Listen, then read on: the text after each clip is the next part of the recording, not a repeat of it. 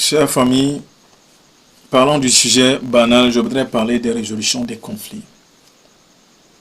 La plupart du temps, d'une façon ou d'une autre, nous sommes souvent appelés à intervenir pour des résolutions des conflits. Mais il y a deux choses qui se passent souvent dans les résolutions des conflits. Ou soit, quand vous êtes invité, vous enflammez encore plus le problème, la situation, vous empirez la situation, vous partez, ou soit vous apportez une solution adéquate. D'un cas ou l'autre, cela dépend de quelque chose. Donc vous êtes responsable de la situation. Mais vous devez savoir, avant d'aborder la résolution des conflits, c'est que personne ne veut se faire accuser. Et vous n'êtes pas le juge, vous êtes le médiateur. Si nous voulons nous inspirer du médiateur, nous devons comprendre que Jésus-Christ est le meilleur médiateur. C'est quoi, quand il est venu, il n'a pas jugé qui que ce soit. Quand on a pris même la femme en flagrant délit qu'on l'a amenée devant lui, il n'a pas dit de le lapider. Il a commencé par écrire sur le sol. Il a dit, écoutez, si quelqu'un n'a jamais commis du péché, qu'il soit le premier à jeter la première pierre sur cette dame. Ces gens, quand ils se sont retrouvés en face de leur conscience, ils ont fini par partir l'un après l'autre. Et quand vous voyez ce scénario, ce schéma que le maître nous a donné, c'est un schéma qui est typique et qui est le meilleur schéma que nous pouvons appliquer dans la résolution des conflits. Si nous voulons résoudre les conflits, ce n'est pas de chercher qui a fait faute ou bien qui est en erreur. Non. Mais c'est de chercher à comprendre, d'amener les gens à comprendre que, écoute, il y a une part de responsabilité partagée. Et de faire comprendre que, écoute, dans cette situation, personne n'est fou, personne n'est juste. Mais quand quelqu'un se trouve condamné, vous avez mis l'essence sur le feu. Vous ne pouvez plus rien faire.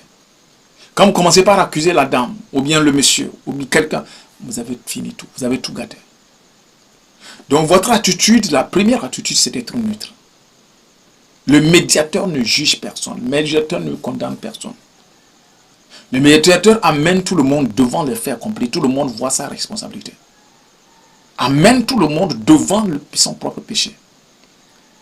Le maître n'a pas dit à la dame, écoute, moi je te déclare juste. Non, il a bien dit à la dame, va et ne pêche plus. Et la dame a compris que, écoute, le maître a reconnu, madame, tu es en faute. Normalement, tu devais être lapidé. Mais en tant que médiateur, je ne suis pas là pour te condamner. Et avant ça, il a amené les autres à se voir devant leur propre péché. Donc c'est ça, c'est la meilleure stratégie pour la résolution des conflits. Tout le monde se verra devant sa part de responsabilité. Parce que quelle que soit la situation, personne n'est, peu importe là, ou comment est-ce que ça a commencé, quelqu'un quelque part a une part de responsabilité. Et nous appelons cela la loi de 50-50. C'est comme ça toujours. C'est comme ça toujours.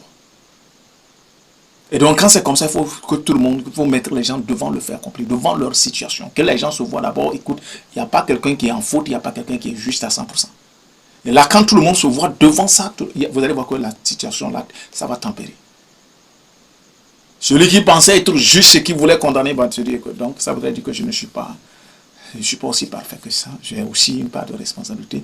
Et ça serait très facile que vous allez entendre d'un côté, je suis désolé, l'autre dit, je suis désolé, la paix va revenir. C'est très important, la résolution des conflits. Puisque quand il y a deux personnes qui sont ensemble, les conflits viendront. Et quand on n'a pas les chances, quand on n'a pas les moyens, on n'a pas le tempérament de résoudre ça ensemble, tout seul, et qu'on a besoin d'une personne, quand vous venez, voilà l'attitude qu'il faut apporter, qu'il faut adopter. Ne condamnez pas, ne jugez personne quand vous voulez aborder une situation, un traitement de conflit. Seulement, écoutez-les attentivement.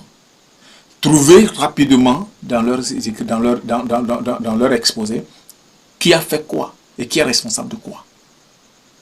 Et mettez-les devant les faits accomplis. Et dites, bon, ok, toi, tu sais, voilà ce qui s'est passé, voilà ce qui s'est passé, voilà ce qui s'est passé, voilà, tu as dit, elle a fait ceci, il a fait ceci. Est-ce que si tu faisais ceci, est-ce que ça n'aurait pas évité ceci? C'est fini. Et vous allez voir que la personne va dire, non, donc j'aurais dû Si j'avais fait ça vraiment comme ça, on ne serait pas à ce niveau. Et quand la personne voit sa part de responsabilité dans la situation, son orgueil tombe, son égo disparaît. Mais quand on se sent juste, c'est quoi la Bible? J'aime la Bible. Il dit ne compte pas sur ta propre justice. Parce que la justice de l'homme, c'est comme un habit souillé. Quand on est confiant en sa propre justice, on va à la dérive. C'était juste un sujet banal. Je vous encourage et je vous invite à continuer à aimer, à vous abonner, à commenter, à partager nos vidéos.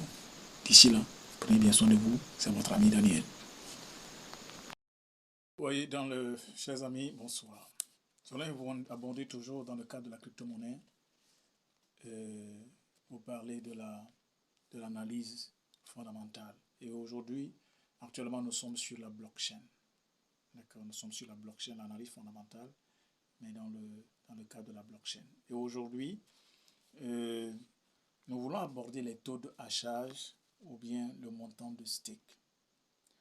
Aujourd'hui, les blockchains utilisent principalement deux types de consensus. Il y a le proof of et le stake. Le proof of consensus propose les hachages. D'accord? Le proof of work, la preuve du travail, Donc cette preuve du travail